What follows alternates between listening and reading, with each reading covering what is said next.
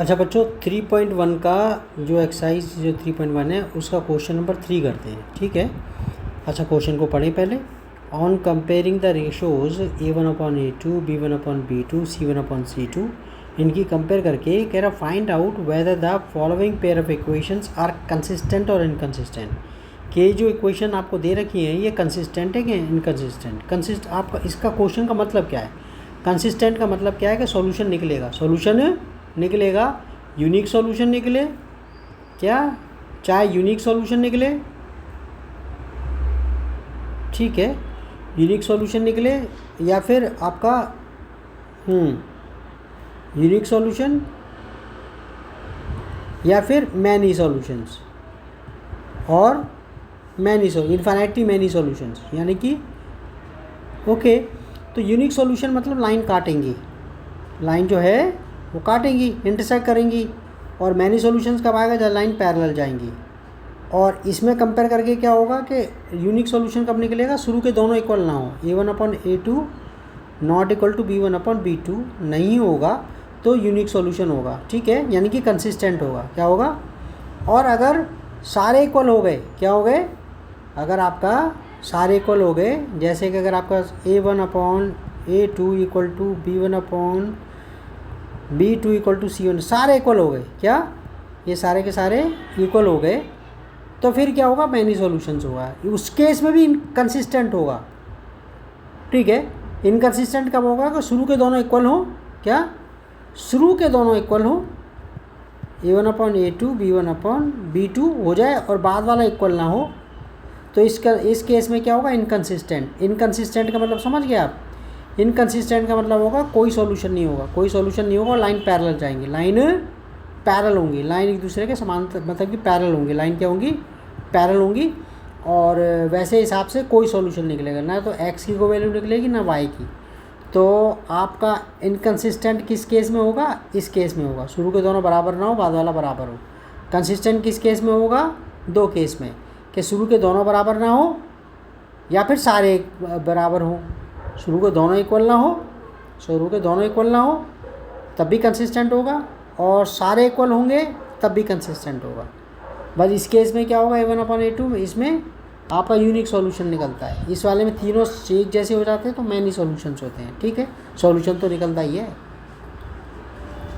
तो इसमें हमारा, अब ये देखो इसके अंदर ये, अच्छा क्वेश्चन क्या कहता है वो तो मैंने आपको समझा दिया। अब ज़रा पहला क्वेश्चन उठाते हैं, पहले का फर्स्ट, इसका थर्ड का फर्स्ट जो है ना, इसमें पहला इक्वेशन 3x + 2y = 5 और 2x - 3y = 7। तो पहले सॉल्यूशन कैसे निकालेंगे? पहले तो हमने इक्वेशन ऐसे कैसे लिख लिया, चलो जो दे रखा है, ठीक है, वो हमने लिख लिया। अगले स्टेप में क्या करा हमने? ये जो इक्वेशन थी वाली 3x + 2y = 5 था, 5 को यहाँ खींच ला इस तरफ ले आए, तो ये माइनस का हो गया, तो इक्वेशन होगी 3x + 2y - 5। अच्छा ये इक्वेशन दे रही थी 2x - 3y = 7, इसको खींच लाए 7 को यहाँ पर, तो ये -7 हो गया। 2x - 3y - 7, 2x - 3y - 7, ठीक है। तो आपके पास जो है एक इक्वेशन ये आ गई, ठीक है, और एक इक्वेशन क्या आ गई? ये वाली आ गई, ठीक है। तो कंपेयरिंग द इक्वेशन 1 और 2, हमारे पास क्या हो गया? मतलब कि एक्चुअली ये जो इक्वेशन है ना, आपको इससे कंपेयर करके दिखाना पड़ेगा, तभी तो A1/A1 B1 C1 निकालोगे। कैसे वो क्या हो? A1 क्या हो गया भाई? तो जैसे ही आप इससे कंपेयर करके लिख देते हैं ना, ये स्टेप जरूर पक्का लिख देना। कंपेयरिंग द इक्वेशन 1 और 2 with A1x + B1y + C1 = 0, A2x + B2y + C2 = 0। इनसे कंपेयर जब करोगे तो आपके पास A1 मिलेगा 2, B1 मिलेगा -3, C1 यहाँ पर आपके पास इसमें से ये, ठीक है, A1 3 है, B1 2 है, C1 -5 है। और इसमें A2 कितना है? दूसरी इक्वेशन से A2 कितना है? 2 है, B2 कितना है? -3 है, और C2 कितना है? -7 है। और तो आपने इनको रखा A1/A2 यानी कि 3/2, B1/B2 ये 2/-3 था। अगले स्टेप में क्या होगा? माइनस को ऊपर रखना, तो ये माइनस से 2/3 हो गया, ठीक है। तो B1/B2 की वैल्यू क्या हो गई? -3/2। C1/C2 की वैल्यू आपका ये थी इसके अंदर माइनस मतलब आप ना कोश पे वो लेके बैठना बुक को, C1/C2, ठीक है। C1/C2 देख रहे हो इसमें, ये रहा -5 C1 है और ये C2 आपके पास -7 है। तो C1/C2 कितना हो गया? -5/-7, ये आपने काट दिया और आपके पास ये आ गया। तो ठीक है, अब आप गौर से देख रहे हो A1/A2 कितना आ गया? 3/2। B1/B2 कितना आ गया? ये -3/2। ठीक है, और ये 5। आप गौर से देख रहे हो, ये 3/2 और ये A1/A2 कितना है? 3/2। B1/B2 कितना है? ये -3/2। इक्वल है ही नहीं, ये रहा, मैंने लिख दिया clearly. A1/A2 not equal to B1/B2, equal तो है नहीं। तो इसका मतलब है ये आपका इस केस में कंसिस्टेंट होगा। क्या होगा? कंसिस्टेंट होगा। ठीक है, okay. The given pair of equations are consistent. अब ज़रा देखो ज़रा इसके अंदर ये तुम्हारा दूसरी 2x - 3y = 8 और 4x - 6y = 9। पहले स्टेप में पहले तो इक्वेशन लिख दी ऐसे कैसे, फिर 8 को यहाँ ले आए तो ये हो गया 2x - 3y - 8 = 0 और ये कितना 4x - 6y और ये था यहाँ पर माइनस को इसको खींच लाए तो 4x - 6y - 9 = 0। अच्छा, कंपेयरिंग द इक्वेशन 1 एंड 2 आपको विद दिस ये स्टेप ज़रूर लिख देना। तो इससे इक्वेशन इनसे कंपेयर करके A1 हमारे पास क्या आ गया? 2 आ गया। B1 हमारे पास कितना आ गया? -3 आ गया। C1 आपके पास कितना आ गया? -8 आ गया। A2 कितना आ गया? 4 आ गया। B2 आपके पास -6 आ गया। C2 कितना आ गया? -9 आ गया। फिर आपने इनको रेशो में लिया, A1/A2 कितना आ गया? 2/1, काट के कितना? 2 1 2, 2 2 4, 1/2 आ गया। B1/B2 कितना है? -3/-6, माइनस से माइनस कट गया, 3 1 3, 3 2 6, 1/2 आ गया। C1/C2 कितना है? -8/-9, माइनस से माइनस गया तो कितना हो गया? 8/9। तो गौर से देख रहे हो, A1/A2 कितना है? 1/2। B1/B2 कितना है? 1/2। C1/C2 8/9। गौर से देख रहे हो, शुरू के दोनों इक्वल हैं। शुरू के A1/A2 इक्वल है ये B1/B2 के, लेकिन एंड वाला इक्वल नहीं है, इनकन्सिस्टेंट होगा। क्या होगा? शुरू के दोनों इक्वल हों, शुरू के दोनों इक्वल हों और बाद वाला लेकिन वो इक्वल ना हो, बाद वाला इक्वल ना हो तो इसमें आपका क्या होगा? इनकन्सिस्टेंट होगा। क्या होगा? दोनों पेयर ऑफ इक्वेशंस क्या हैं? ये जो पेयर ऑफ इक्वेशन दे रखी हैं आपको, ये जो दे रखी है ये पेयर ऑफ इक्वेशन इनकन्सिस्टेंट है। क्या है? इनकन्सिस्टेंट। ठीक है, इनकन्सिस्टेंट, हाथ ऐसे फिसलता ना इसमें, इनकन्सिस्टेंट। ठीक है, तो समझ में आ गया। तो ठीक है, और इनकन्सिस्टेंट हो ना, लाइन पैरेलल जाएंगी। अच्छा, अब जरा थर्ड क्वेश्चन देख लो ज़रा। इसमें 3/2x + 5y, ये रहा 3/2x + 5/3y - 7, 9x - 10y = 14। तो पहले इक्वेशन लिखी, 7 को यहाँ खींच लाए, माइनस का हो गया, प्लस का था ना 7, माइनस हो गया। दूसरी क्वेश्चन 9x - 10y = 14 थी, या 14 को यहाँ खींच लाए तो 9x - 10y - 14। फिर comparing the equation 1 and 2 with, ये जो है ना, ये इक्वेशन 1 एंड 2 इनकी कंपेयर करिए, ये 1 की और ये 2 की कंपेयर करिए इस इक्वेशन से। ठीक है, ये दोनों से इनसे कंपेयर करिए तो हमारे पास क्या मिला? A1 कितना? 3/2, B1 5/3। ठीक है, A1 कितना है? 3/2, B1 कितना है? 5/3, C1 कितना है? -7 और ये A2 कितना है? 9, B2 कितना है? -10, C2 कितना है? -14। ठीक है, फिर हमने अपॉन में रख लिया। A1/A2 कितना हो गया? ऊपर से देख लेना इसे, ये रहा। ठीक है, तो देख लेना, इसमें तुम्हारे हाथ में बुक रहनी चाहिए। 3/2/9, ये लॉ है तुम्हारा, ये जो है ना, इसमें रेसिप्रोकल लॉ लगता है कि इस लाइन के नीचे 1 खींच लिया। अब लाइन के ऊपर 2 हैं, लाइन के ऊपर 2 हैं, ये लाइन ये रही, ये लाइन ये है, लाइन के ऊपर 2 हैं, लाइन के ऊपर लाइन के नीचे 2 हैं, लाइन के ऊपर 2 हो गए, ये लाइन ये रही, लाइन के ऊपर 2 है, लाइन के नीचे 2 हैं, तो ये ऊपर चला जाएगा, यानी कि 3/2 × 1/9, 1 ऊपर जाके इससे मल्टीप्लाई होगा और ये इससे मल्टीप्लाई होगा।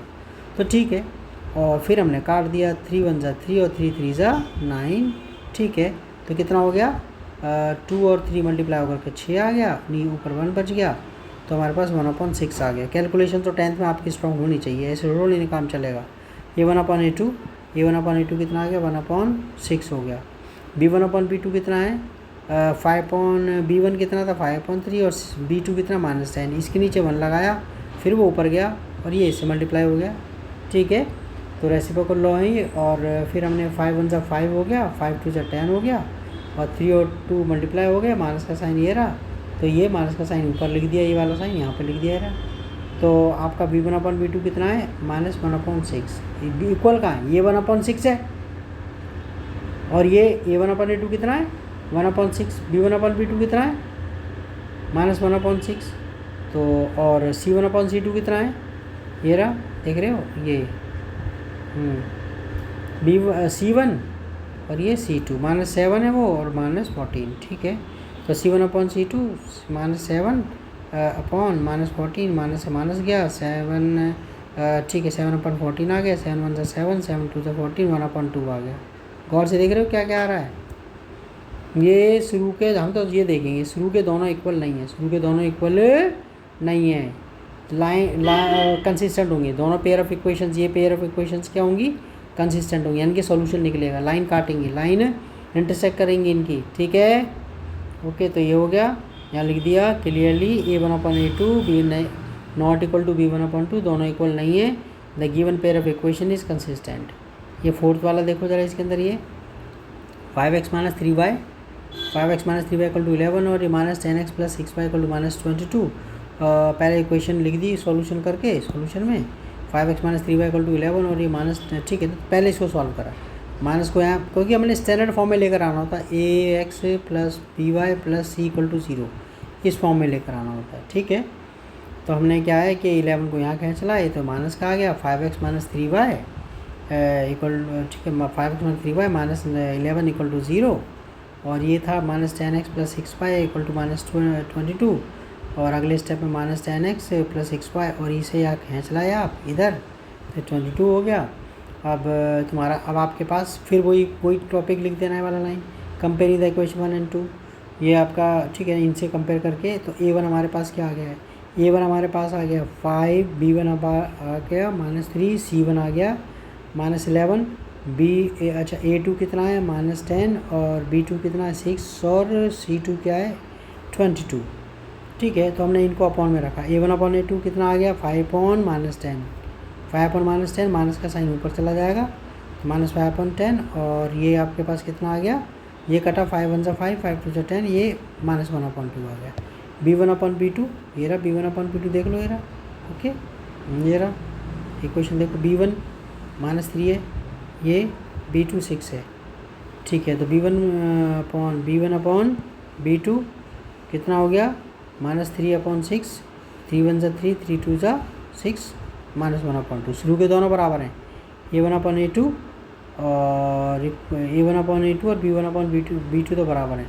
c1/c2 कितना -11/22, ठीक है, ओके। आप स्क्रॉल कर लेके देख लेना, उसके अंदर जो है ना, पूरे बोर्ड पे तो आता नहीं है, तो ऊपर ऊपर देखने की आपको, ये माइनस ये, ठीक है। c1 आपके पास, c1 है आपके पास -11, और c2 है 22, अपॉन में रख दिया, अपॉन में रखा, तो ये आपका 11 1 11, 11 2 22, ये -1/2, सारे बराबर हो गए।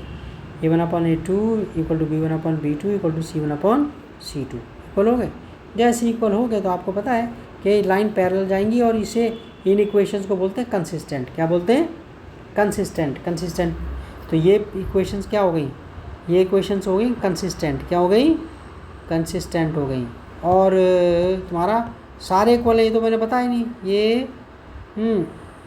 ये सारे इक्वल हैं, ठीक है। सारे इक्वल का मतलब कंसिस्टेंट, सॉल्यूशन निकलेगा, लाइन कॉन्सिडेंट करेंगी, लाइन कॉन्सिडेंट होगी, एक दूसरे पे चढ़ जाएंगे वो जो है ना, ओके।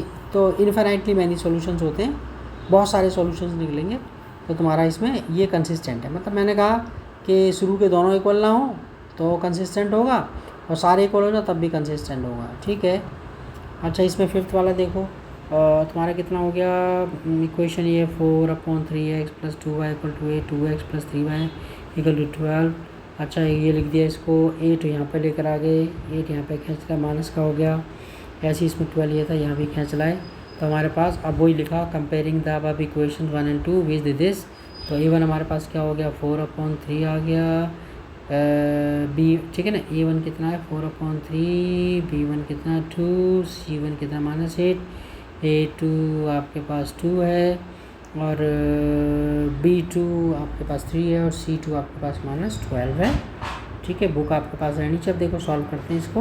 A1/A2, A1 कितना पूरा 4/3 है ये पूरा, तो लाइन के ऊपर रख दिया, लाइन के ऊपर रख दिया, और ये 2A2 आपके पास 2 आ गया, नीचे 1 लगा दिया, फिर वही घूम के इधर चला जाएगा, इससे मल्टीप्लाई हो जाएगा। देखो ये रेसिप्रोकल लॉ है, 4/3 × 1/2, 2 × 1 = 2 और 2 × 2 = 4 आ गया, ये 2/3 आ गया। तो A1/2, A1/A2 कट पिटा के 2/3 आ गया। B1/B2, ठीक है 2/3 है, इसमें तो कोई टेंशन लेने की जरूरत नहीं, काटा पीटी होगी नहीं।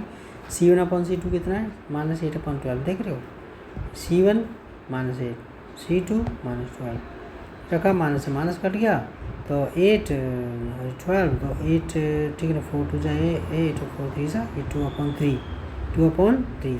तो क्या देखा, A1/2 2/3, B1/B2 भी 2/3, C1/C2 2/3, सारे बराबर हैं, इक्वल हैं। तो मैंने कहा ये कंसिस्टेंट होगा। मैं क्या मतलब सिस्टम कहता है ये, तो the given pair of system equations is consistent, यानी कि लाइन कॉन्सिडेंट होंगी, लाइन क्या होंगी, कॉन्सिडेंट होंगी। तो तुम्हारा थर्ड क्वेश्चन हो गया ये। ओके बाय बाय बच्चों, टेक केयर।